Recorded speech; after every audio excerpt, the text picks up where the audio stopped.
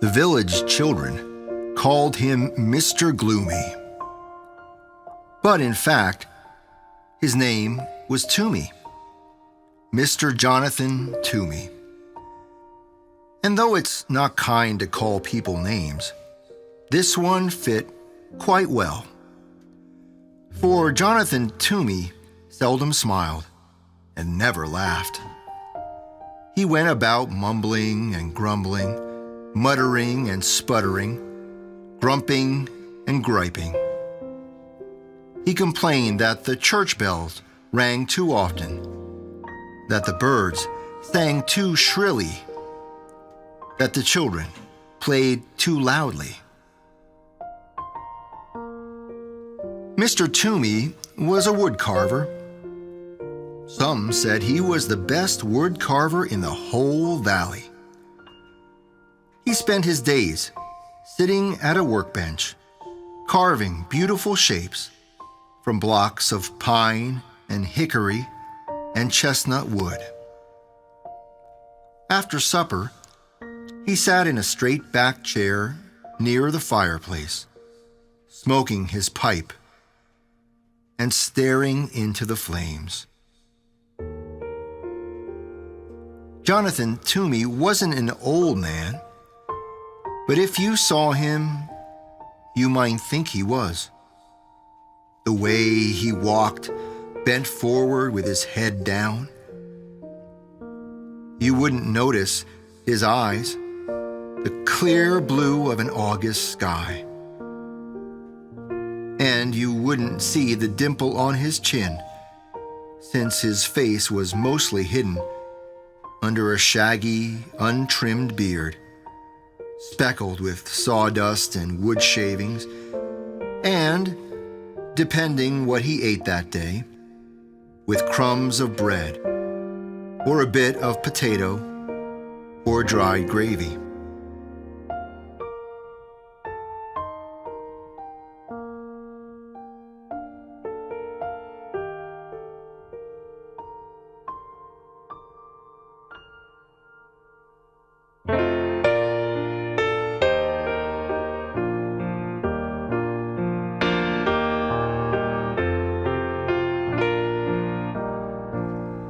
It came upon a midnight clear, that glorious song of old, from angels bending near the earth to touch their harps of gold. Peace on the earth, goodwill to all, from hands of gracious King. The world in solemn stillness lay to hear the angels sing. Still through the cloven skies they come, with peaceful wings unfurled, and still their heavenly music floats o'er all the weary world. Above its sad and lonely plains they bend on hovering wing, and ever o'er its babel sounds the blessed angels sing. For lo, the days are hastening on, by prophets seen of old, when with the ever-circling years shall come the time foretold, when peace shall over all the earth its ancient splendors fling, and all the world gives back the song which now the angels sing.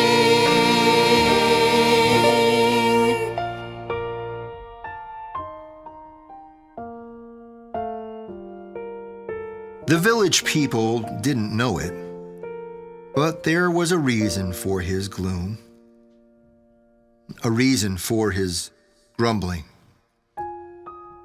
a reason why he walked hunched over, as if carrying a great weight on his shoulders. Some years earlier, when Jonathan Toomey was young and full of life and full of love, his wife and baby had become very sick. And because those were the days before hospitals and medicines and skilled doctors, his wife and baby died, 3 days apart from each other. So Jonathan Toomey had packed his belongings into a wagon and traveled till his tears stopped. He settled into a tiny house at the edge of a village to do his wood carving.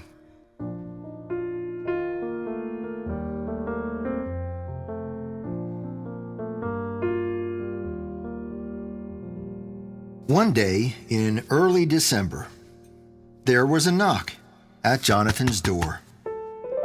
Mumbling and grumbling, he went to answer it. There stood a woman and a young boy. I'm the widow McDowell. I'm new in your village. This is my son, Thomas, The woman said. I'm 7 and I know how to whistle, Said Thomas. Whistling is pish-posh, Said the woodcarver gruffly. I need something carved. Said the woman. and she told Jonathan about a very special set of Christmas figures her grandfather had carved for her when she was a girl. After I moved here, I discovered that they were lost. She explained. I had hoped that by some miracle I would find them again, but it hasn't happened. There are no such things as miracles. The woodcarver told her. Now, can you describe these figures for me? There were sheep. She told him. 2 of them, with curly wool. Added Thomas. Yes, 2. Said the widow. And a cow, an angel, Mary, Joseph, the baby Jesus, and the wise men. 3 of them. Added Thomas. Will you take the job? Asked the widow McDowell. I will. I'm grateful. How soon can you have them ready? They will be ready when they're ready. He said. But I must have them by Christmas. They mean very much to me. I can't remember a Christmas without them. Christmas is pish-posh, said Jonathan gruffly, and he shut the door. The following week, there was a knock at the woodcarver's door. Muttering and sputtering, he went to answer it. There stood the widow McDowell and Thomas. Excuse me, said the widow, but Thomas has been begging to come and watch you work. He says he wants to be a woodcarver when he grows up and would like to watch you since you are the best in the valley. I'll be quiet. You won't even know I'm here. Please? Please? Piped in Thomas. With a grumble, the woodcarver stepped aside to let them in. He pointed to a stool near his workbench. No talking, no jiggling, no noise. He ordered Thomas. The widow McDowell handed Mr. Toomey a warm loaf of cornbread as a token of thanks. Then she took out her knitting and sat down in a rocking chair in the far corner of the cottage. Not there. Bellowed the woodcarver. No one sits in that chair. So she moved to the straight-back chair by the fire. Thomas sat very still. Once, when he needed to sneeze, he pressed a finger under his nose to hold it back. Once, when he wanted desperately to scratch his leg, he counted to 20 to keep his mind off the itch. After a very long time, Thomas cleared his throat and whispered, Mr. Toomey, may I ask a question? The woodcarver glared at Thomas, then shrugged his shoulders and grunted. Thomas decided it meant yes, so he went on. Is that my sheep you're carving? The woodcarver nodded and grunted again. After another very long time, Thomas whispered, Mr. Toomey? Excuse me, but you're carving my sheep wrong. The widow McDowell's knitting needles stopped clicking. Jonathan Toomey's knife stopped carving. Thomas went on. It's a beautiful sheep, nice and curly, but my sheep looked happy. That's pish-posh. Said Mr. Toomey. Sheep are sheep. They cannot look happy. Mine did. Said Thomas. They knew they were with the baby Jesus, so they were happy. After that, Thomas was quiet for the rest of the afternoon. When the church bells chimed 6 o'clock, Mr. Toomey grumbled under his breath about the awful noise. The widow McDowell said it was time to leave. Thomas sneezed 3 times, then thanked the woodcarver for allowing him to watch. That evening, after a supper of cornbread and boiled potatoes, the woodcarver sat down at his bench.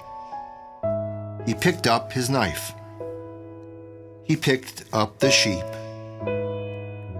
He worked until his eyelids drooped shut.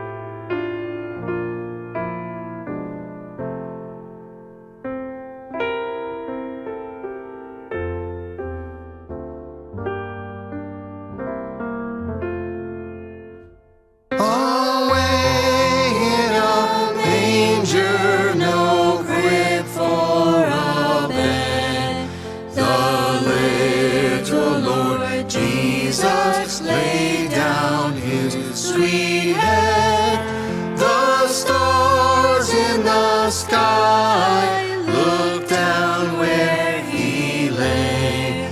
The little Lord Jesus asleep on the hay. The cattle are lowing, the baby awakes, but little Lord Jesus no crying he makes. I love thee, Lord Jesus, look down from the sky and stay by my side until morning is nigh. Be near me, Lord Jesus, I ask thee to stay close by me forever and love me, I pray. Bless all the dear children in thy tender care, and fit us for heaven to live with thee there.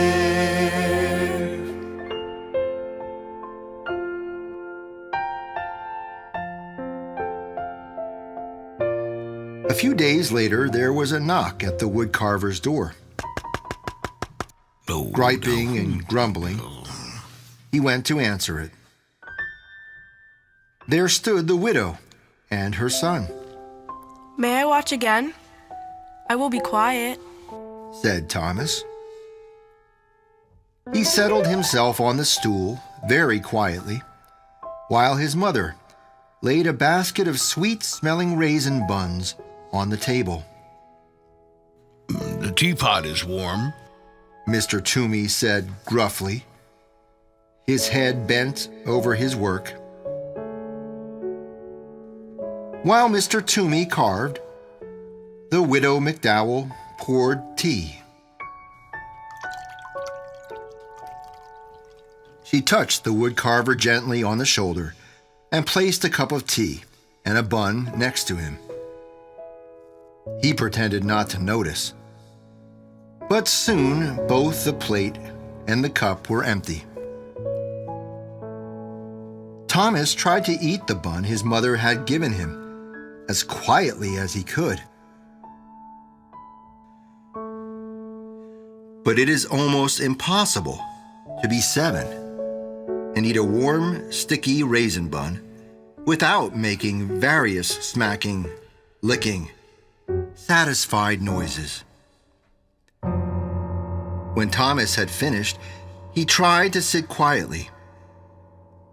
Once, he almost hiccuped, but he took a deep breath and held it till his face turned red. And once, without thinking, he began to swing his legs. But a glare from the woodcarver stopped him, and he kept them so still they fell asleep. After a very long time, Thomas whispered, Mr. Toomey, excuse me, may I ask a question? "Grunt, Is that my cow you're carving?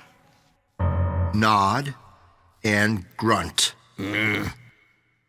Another very long time went by. Then Thomas cleared his throat and said, Mr. Toomey, excuse me, but I must tell you something. That is a beautiful cow, the most beautiful cow I've ever seen. But it's not right. My cow looked proud. Well, that's pish-posh. growled the woodcarver. Cows are cows. They cannot look proud. My cow did. It knew that Jesus chose to be born in its barn, so it was proud. Thomas was quiet for the rest of the afternoon. The only sounds that could be heard were the scraping of the carving knife, the humming of the widow McDowell, and the click, click of her knitting needles. When the church bells chimed 6 o'clock, Mr. Toomey muttered under his breath about the noise. The widow McDowell said it was time to leave. Thomas shook first one leg, then the other. He thanked the woodcarver for allowing him to watch. That evening, after a supper of boiled potatoes and raisin buns, the woodcarver sat down at his bench. He picked up his carving knife. He picked up the cow. He worked until his eyelids drooped shut.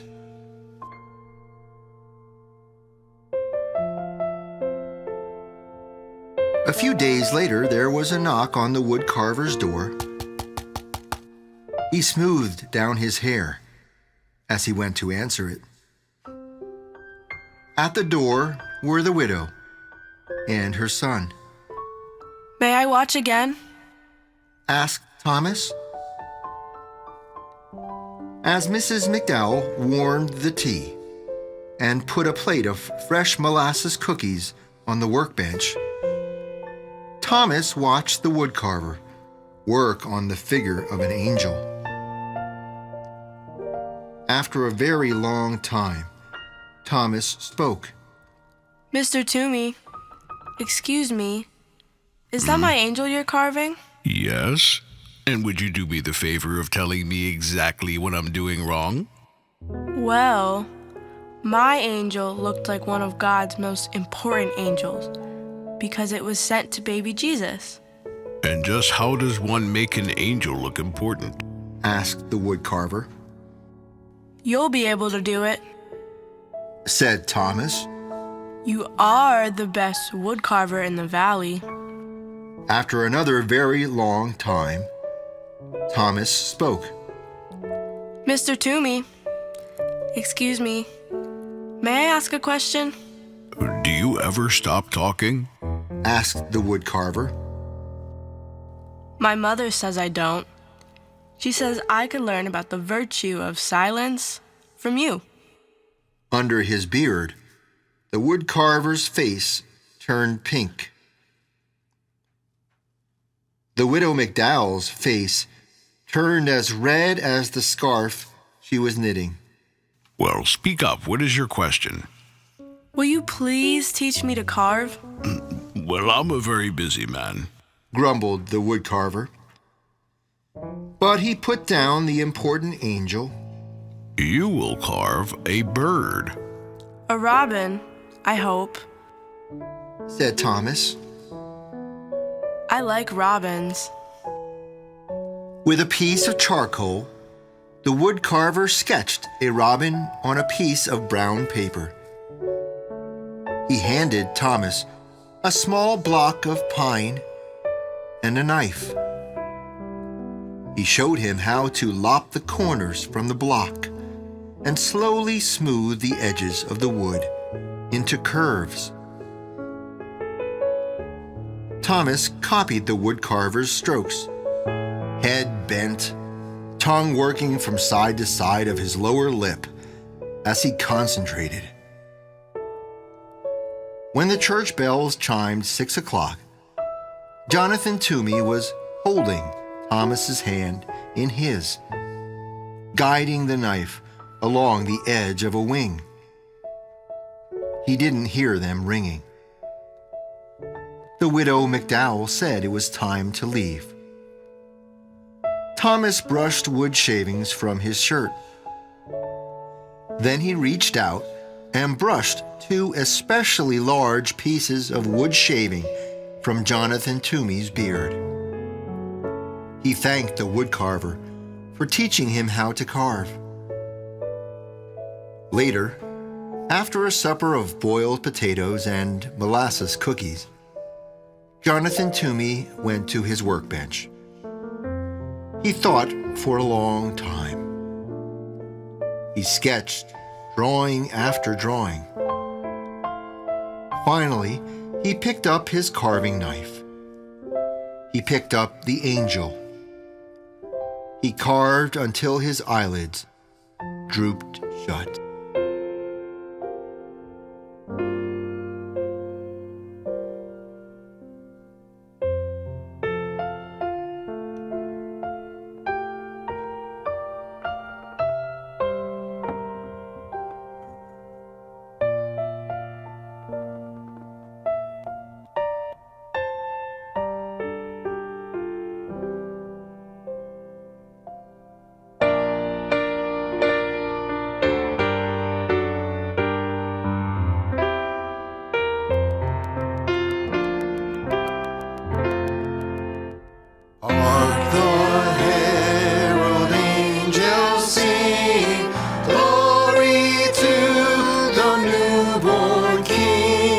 Peace on earth and mercy mild, God and sinners reconciled. Joyful all ye nations rise, join the triumph of the skies. With angelic hosts proclaim, Christ is born in Bethlehem. Hark the herald angels sing, glory to the newborn King. Christ by highest heaven adored, Christ the everlasting Lord. Late in time, behold him come, offspring of the Virgin's womb. Veiled in flesh, the Godhead see, hailed incarnate deity. Pleased with us in flesh to dwell, Jesus of Emmanuel. Hark the herald angels sing, glory to the newborn King. Hail the heavenborn Prince of Peace, hail the Son of Righteousness. Light and life to all he brings, risen with healing in his wings. While he lays his glory by, born that we no more may die, born to raise us from the earth, born to give us second birth. Hark the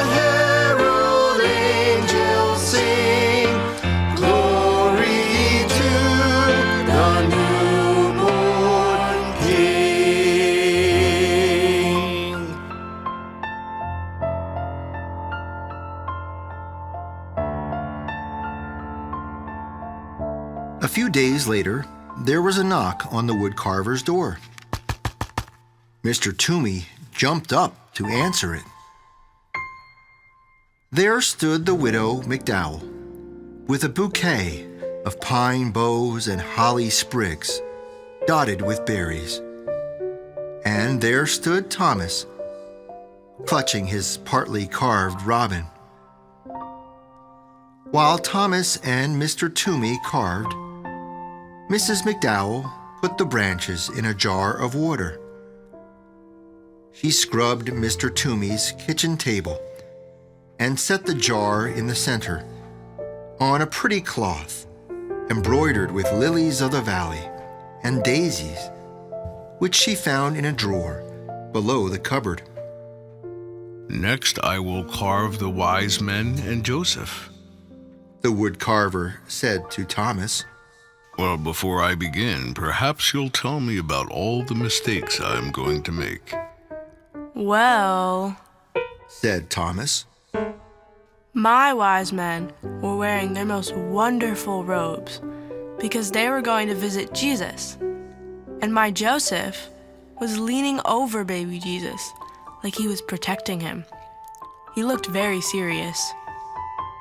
It wasn't until the church bells had chimed that Mr. Toomey saw the jar of pine branches and the cloth embroidered with lilies of the valley and daisies. I found the cloth in a drawer. I thought it would look pretty on the table. The widow McDowell said, smiling. Never open that drawer. The woodcarver said harshly. When the two had left, Jonathan folded the cloth and put it back in the drawer below the cupboard. That evening, after a supper of boiled potatoes, the woodcarver worked on Joseph and the wise men until his eyelids drooped shut. A few days later, there was a knock on the woodcarver's door. He dusted the crumbs from his beard and brushed the sawdust from his shirt. At the door were the widow McDowell and Thomas. All afternoon, Thomas watched the woodcarver work. When it was time to leave, Jonathan said to Thomas, I am about to carve the last two figures, Mary and the baby. Can you tell me how your figures looked? They were the most special of all. said Thomas. Jesus was smiling and reaching up to his mother, and Mary looked like she loved him very much.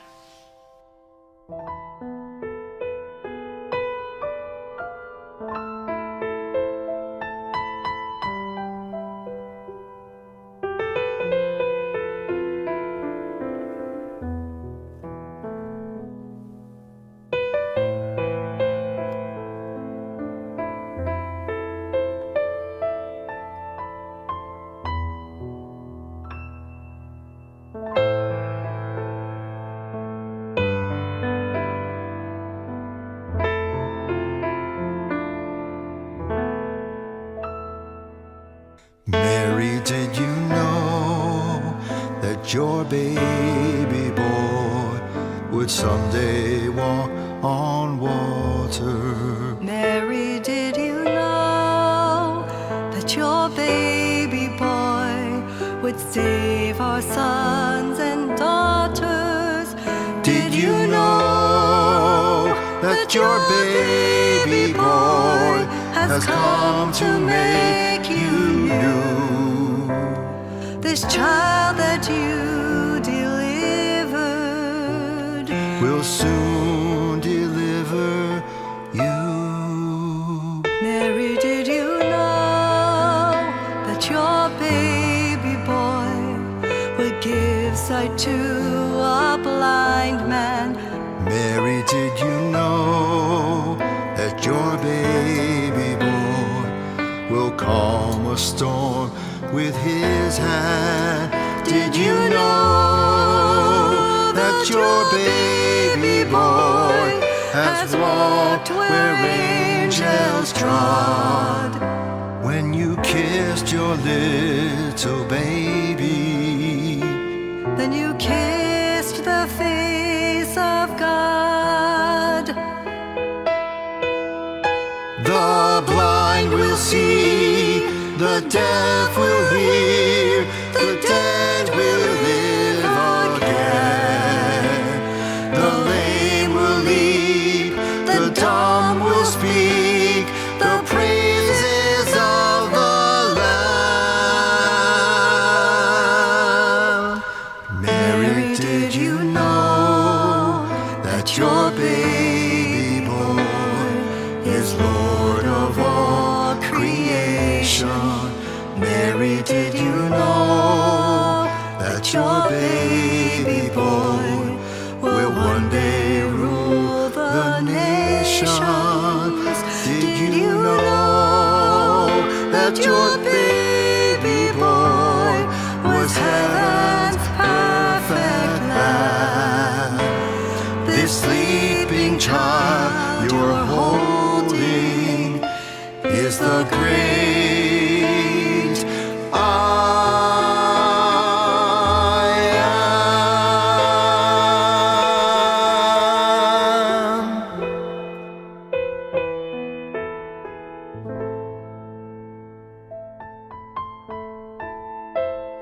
Thank you, Thomas. Said the woodcarver. Tomorrow is Christmas. Is there any chance the figures will be ready? The widow McDowell asked. They will be ready when they are ready. I understand. Said the widow.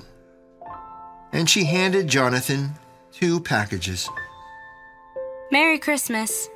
She said. Jonathan folded his arms across his chest. I want no presents, He said harshly. That is exactly why we're giving them. Answered the widow. She put them on the table and left. Jonathan sat down at the table. Slowly, he opened the first package. Inside was a red scarf, hand-knit, warm and bright. He tied the scarf around his neck.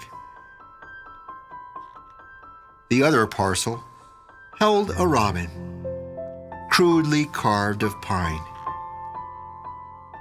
A smile twitched at the corners of Jonathan's mouth as he ran his fingers over the lopsided wings. He dusted the fireplace mantel with his sleeve and placed the robin exactly in the center so he could look at it from his chair.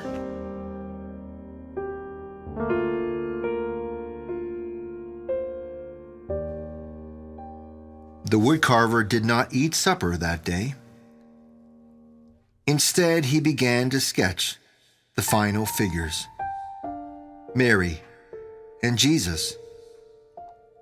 He drew Mary, then wadded the sketch into a ball and tossed it on the floor. He drew the baby, wadded the sketch into a ball, and tossed it with the first. He sketched again. Once more, he crumpled the paper. Soon, there was a small mountain of crumpled papers at his feet.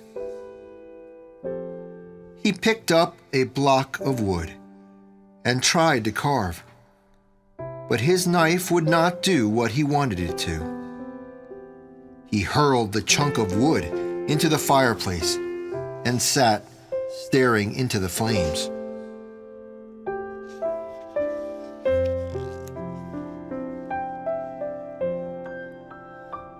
When he heard the church bells announcing the midnight Christmas service, he got up.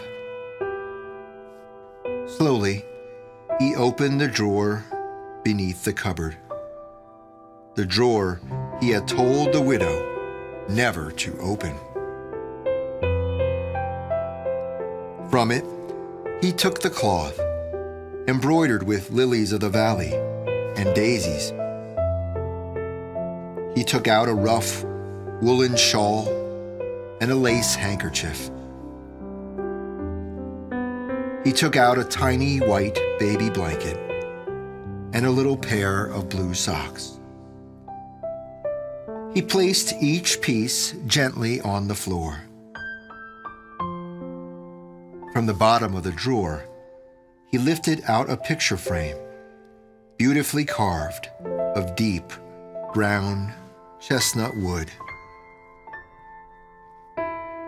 In the frame was a charcoal sketch of a woman sitting in a rocking chair, holding a baby. The baby's arms were reaching up, touching the woman's face. The woman was looking down at the baby, smiling. Jonathan sat down in his rocking chair and held the picture against his chest. He rocked slowly, his eyes closed. 2 tears trailed into his beard. When he finally took the picture to his workbench and began to carve, his fingers worked quickly and surely. He carved all through the night.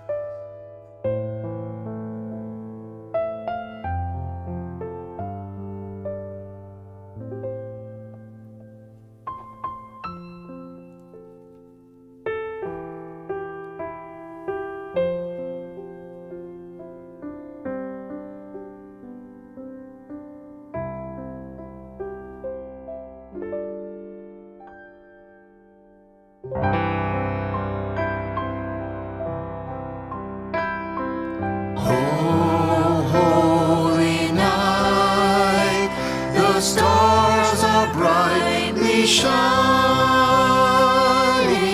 It is the night of the dear Savior's birth. Long lay the world in sin and error pining, till He appeared and the soul felt its worth.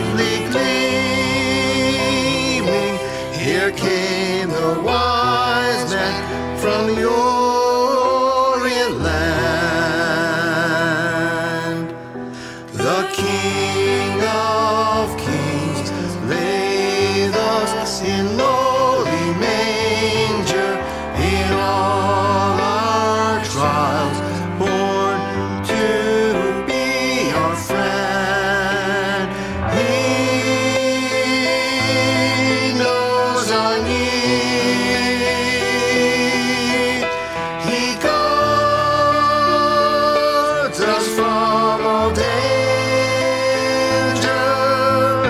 Behold, your King, before him lowly bend. Behold, your King, before him lowly bend.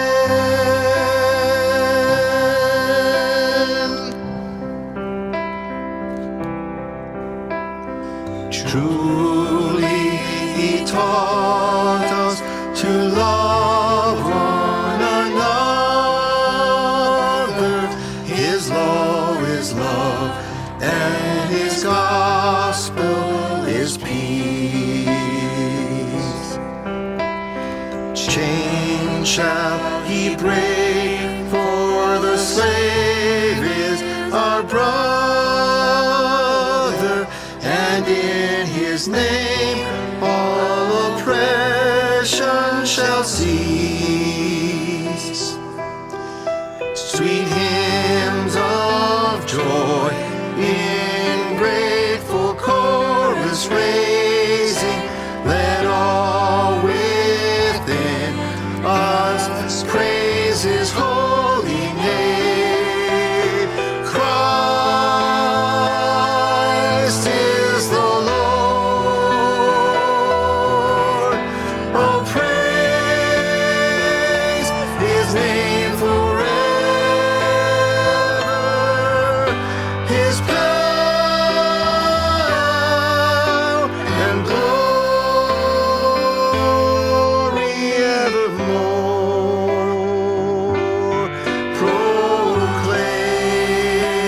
Proclaim his power and glory evermore.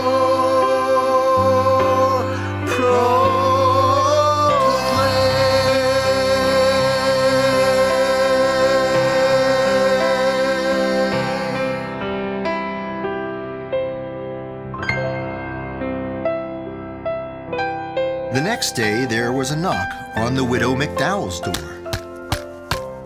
When she opened it, there stood the woodcarver, his neck wrapped in a red scarf, holding a wooden box stuffed with straw. Mr. Toomey, Said the widow. what a surprise! Merry Christmas! The figures are ready, he said as he stepped inside. From the box, Jonathan unpacked 2 curly sheep, happy sheep, because they were with Jesus. He unpacked a proud cow and an angel, a very important angel, with mighty wings stretching from its shoulders right down to the hem of its gown. He unpacked 3 wise men wearing their most wonderful robes, edged with fur and falling in rich folds. He unpacked a serious and caring Joseph. He unpacked Mary, wearing a rough woolen shawl, looking down, loving her precious baby son. Jesus was smiling and reaching up to touch his mother's face.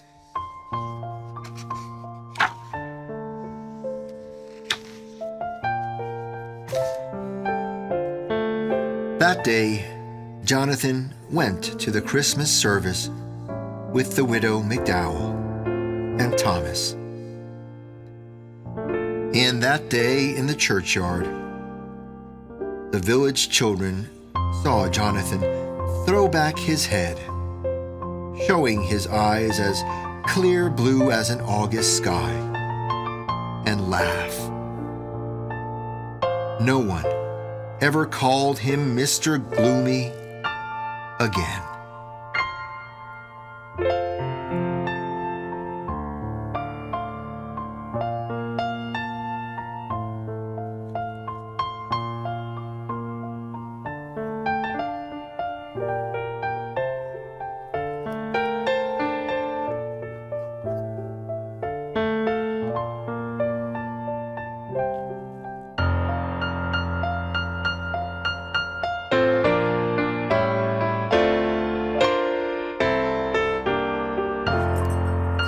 Good Christian friends, rejoice with heart and soul and voice. Give ye heed to what we say.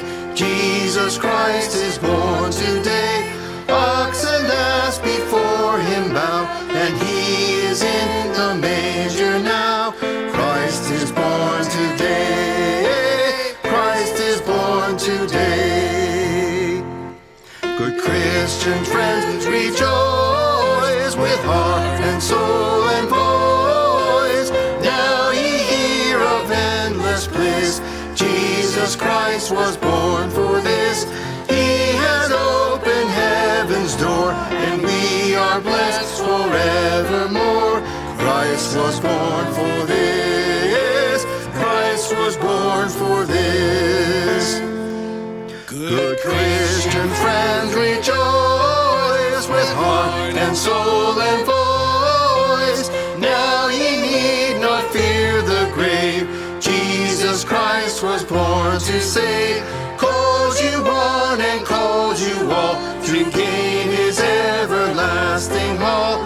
Christ was born to save.